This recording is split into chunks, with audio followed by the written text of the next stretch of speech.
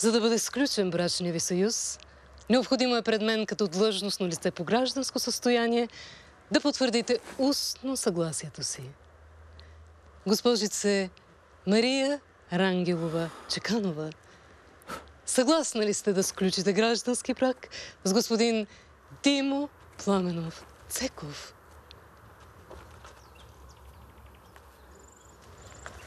Добър ден. Казвам се Андрей.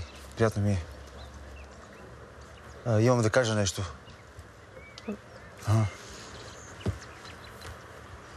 Мария. Обичам те. Ела с мен. Никой не може да ни попречи, освен самите ние.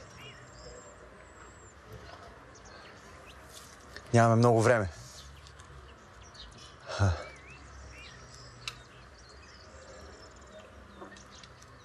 Всички чакат. Ако помълчиш още малко, ще стане неловко.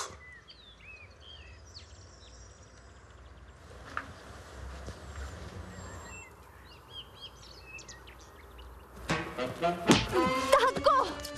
Помълчиш, бе!